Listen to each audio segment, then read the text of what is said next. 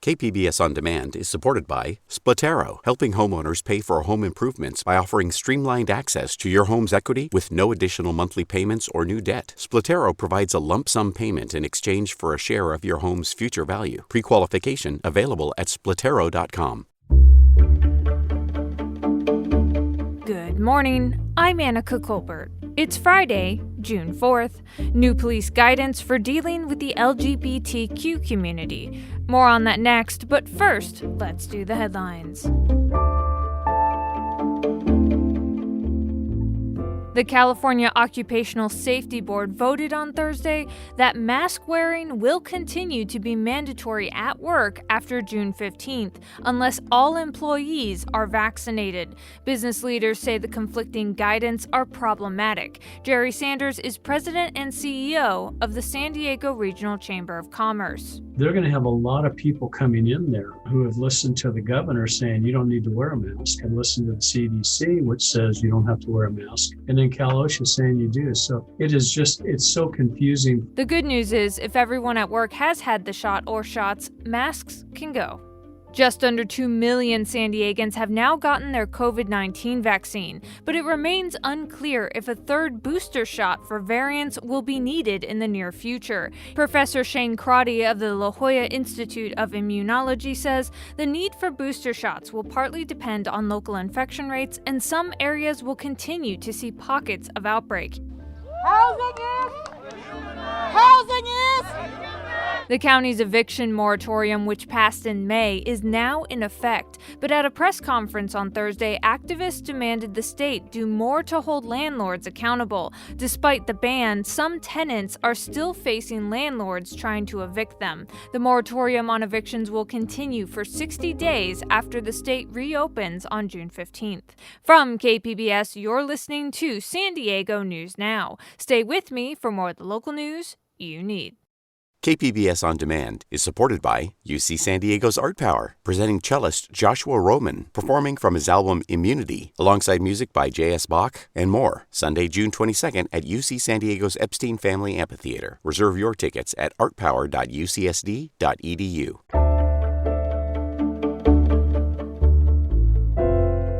This week is the first week of Pride Month, and the San Diego Police Department has released new procedures for interacting with transgender and non-binary people.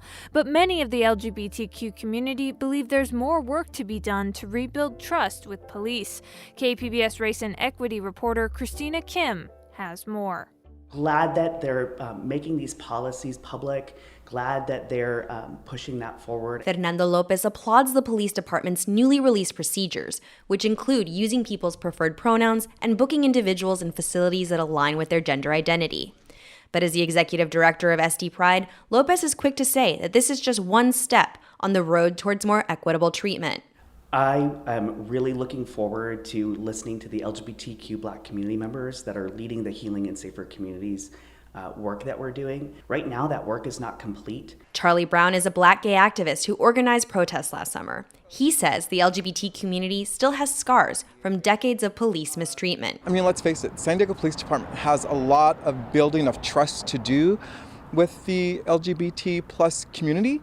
And I think they need to take a step back and just work on the relationship. And trust is going to take a while. You know, people are afraid of the police. Meanwhile, with San Diego Pride due to kick off later this month, Lopez says the future of police at SD Pride remains unclear. But one thing they want to make sure stays the same is honoring the history of Pride. It began after Black and Latino trans people fought back against a police raid in 1969 at New York City's Stonewall Inn. Our origins are literally in response to state-sanctioned police violence. That often gets ignored. And yes, celebrate queer joy. But that queer joy is in pursuit of justice. SD Pride will be hosting the annual Spirit of Stonewall on July 16th. For more information, visit sdpride.org. And that reporting from KPBS's Race and Equity reporter, Christina Kim.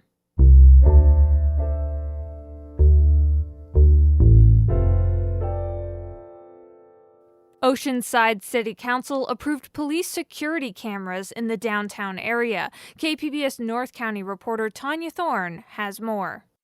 It's no secret that the city of Oceanside has been expanding by building beachfront resorts. New restaurants and breweries are popping up that could make this the next hotspot destination for tourists and visitors. But with that comes the added security measures. So now Oceanside Police Department has requested the installation of security cameras here in downtown Oceanside. At Wednesday's City Council meeting, the contract to purchase and install 54 surveillance cameras in the city's downtown area was approved. The cameras are intended to help monitor crime in the area and local businesses.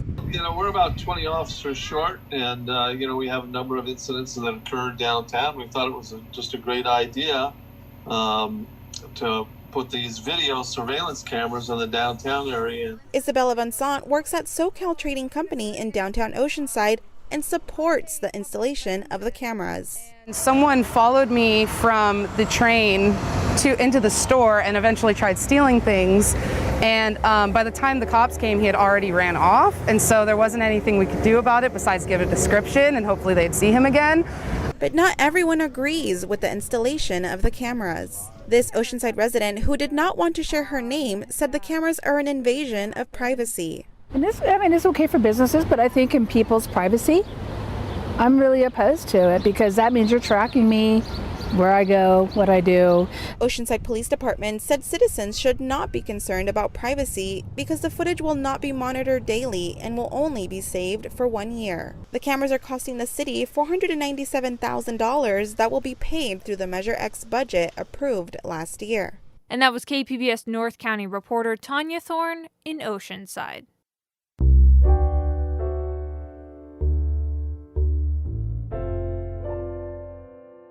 Absenteeism was up and grades were down during the pandemic school year. That's according to the San Diego Unified School District. KPBS education reporter Joe Hong explains who struggled the most and how the district will help students recover. Overall attendance at San Diego Unified was down this year, with Black and Latinx students as well as English learners and students with disabilities seeing the biggest declines. School Board President Richard Barrera says this trend should reverse as students return to campus, but the district will also invest in counseling services to help students get re-engaged in learning. Students, first of all, were not feeling engaged in their classes. And then with all the other stress that's going on in students' lives and their families' lives, unfortunately, it's not surprising that we saw, a decline in attendance and an increase in chronic absenteeism. Chronic absenteeism rates nearly doubled for some student groups in the district. The number of students missing at least 10% of the school year shot up 10 percentage points for Black students and 11 percentage points for English learners. English learners also had disproportionately lower grades during the pandemic. Barrera said the district will focus on teacher training to replicate its pre-pandemic successes with English learners. Developing the capacity of the classroom teacher to support English learners, has been a strategy that's shown to have really positive outcomes in, for instance, reducing the number of long-term English learners. Finally, Barrera says he's confident that both a return to in-person instruction and more focused efforts will remediate academic losses across all grade levels and student groups. And that was KPBS education reporter Joe Hong. Coming up, we have a look at the San Diego Arab Film Festival as well as our weekend preview for local arts events happening soon. All of that next, just after the break.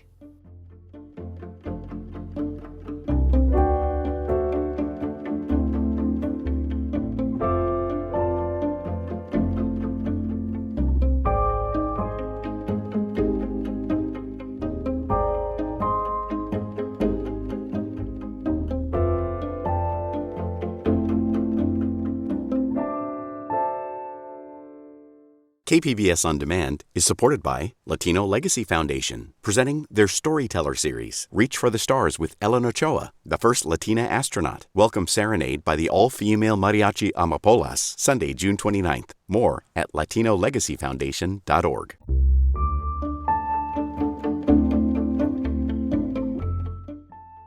The San Diego Arab Film Festival kicks off in person and with online events this Saturday. KPBS film critic Beth Accomando previews the festival, which opens and closes with Palestinian films. This Saturday, let the San Diego Arab Film Festival put a spell on you. I put a spell on you.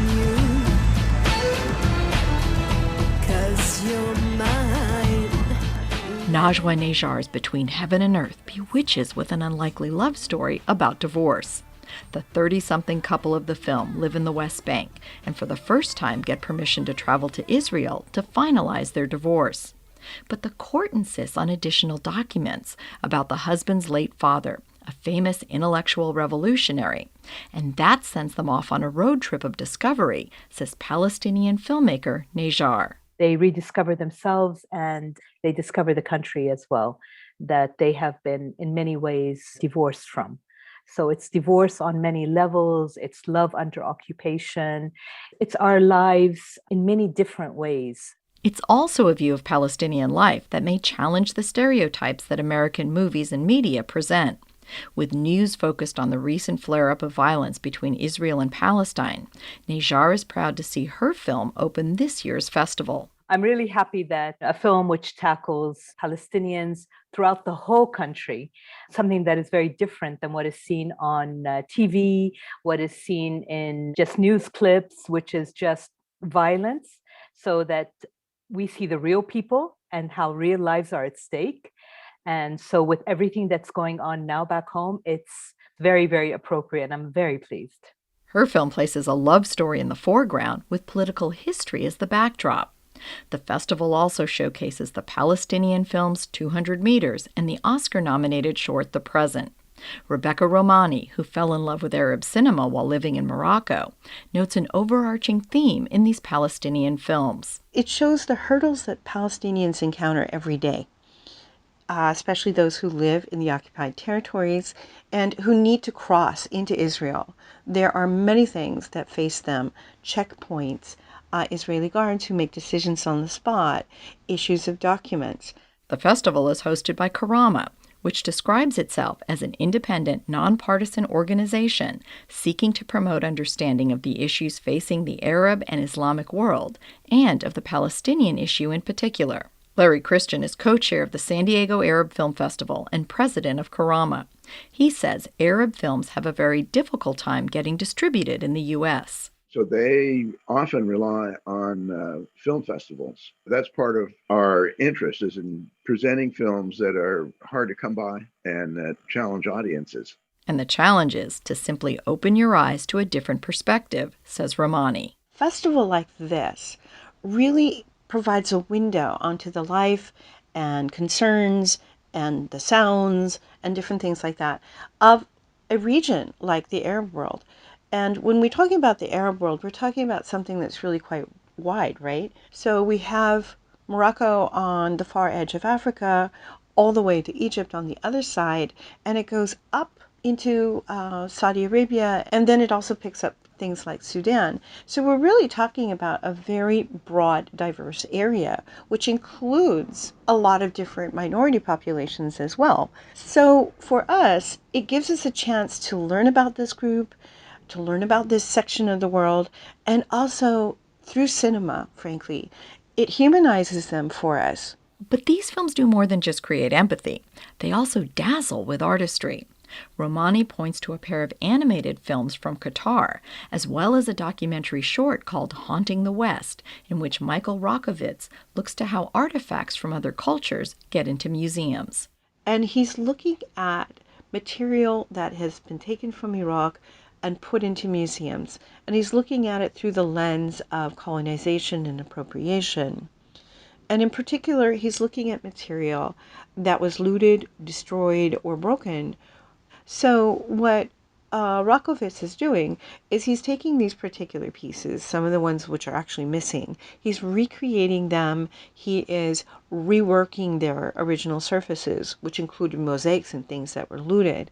But at the same time, he is giving them a new skin, the skin of a ghost. If a ghost is going to properly haunt, it has to appear differently than the entity appeared when it was living. It is a repurposed skin with coding. There is language on it, such as poetry and images and reworking of color. All the shorts will stream online, but the features will be in-person events, says Larry Christian. We really feel strongly that having an in-person actual film festival is important for the community, and helps enhance the identity of the community for itself and then in relation to the larger communities. So expand your cinematic horizons with the San Diego Arab Film Festival. Beth Accomando, KPBS News.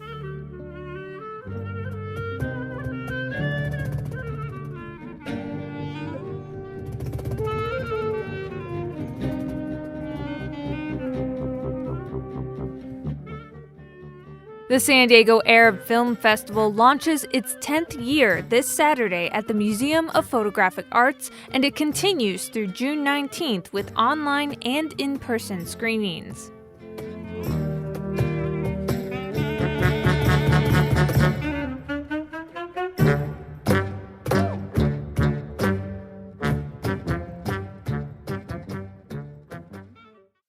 And before you go, if you're looking for some local arts events this weekend, KPBS Arts editor Julia Dixon Evans has her top 3 picks in her weekend preview. Tonight, in person for real at the Old Globe, is Word Up, the weekly casual program where host Laura Z enlists creative types from in and out of the theater world to do a part masterclass, part Mad Libs style collaboration. And this week's is about hip hop and freestyle rap. Hip-hop artists Mickey Vale and Rick Scales will join in at the Globe's open-air Copley Plaza. Body shaking like they ain't taste this flavor of cool. Got them wearing all of her favorite makeup and jewels just to give them this new edition with Rick and the booth. It starts at 5:30, but if you show up at 5, you can catch Mickey Vale's opening DJ set and maybe even dance if you're not too socially awkward. And for the still shy, they will also be live streaming the event too. That's tonight, Friday at 5 p.m. at the Old Globe. Next, cross-border artist Omar Pimienta is taking over as resident artist at Lux Art Institute for the next 2 months with his exhibition Sedimento, which includes a bunch of his mixed media works which pair photography of the Tijuana River region with lettering that looks almost cement-like. He casts ominous phrases over these otherwise lush scenes. There's things like landscape is a social construct, or time is foreign, or even this is concrete. His work deals in immigration and deportation, as well as the human and political influence on the waterways, such as the Tijuana River. He's also written a book of poetry on the matter, and this weekend's opening reception will also include some poetry readings. That's tonight, Friday at 6 p.m. Then, Lux is available for appointment viewings Thursday through Saturday from 2 to 5. One more visual art gallery opening for you. Catalina Bellizzi Etiola, known as Catafant, opens her first solo show at Swish Projects in North Park on Saturday. This is a series of works that encapsulate her experience with bipolar disorder, whether it's her lived experience or her intensive study and research since her diagnosis.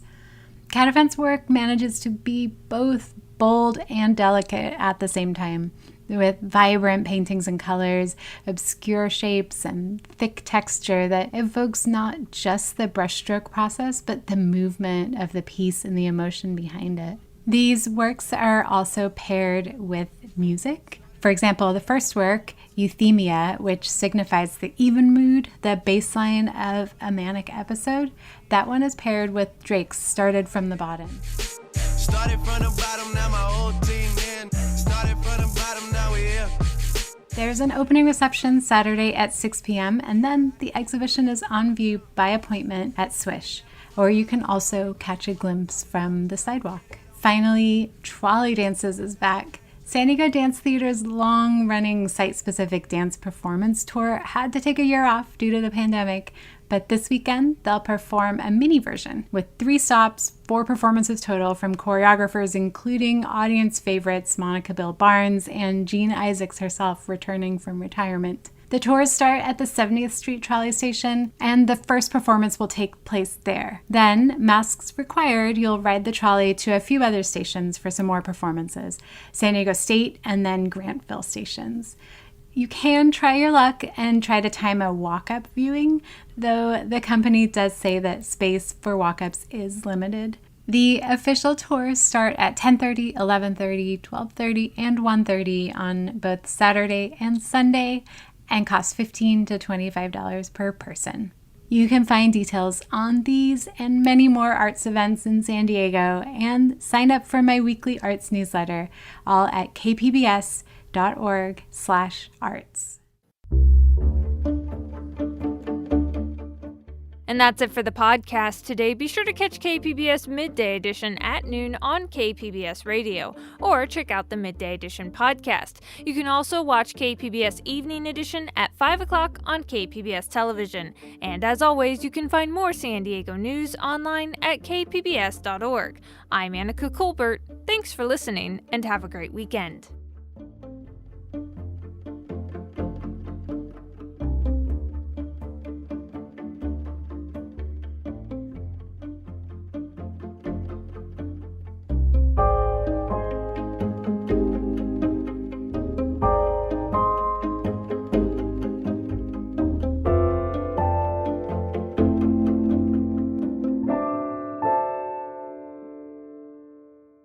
KPBS On Demand is supported by UC San Diego's Art Power, presenting cellist Joshua Roman, performing from his album Immunity, alongside music by J.S. Bach and more. Sunday, June 22nd at UC San Diego's Epstein Family Amphitheater. Reserve your tickets at artpower.ucsd.edu.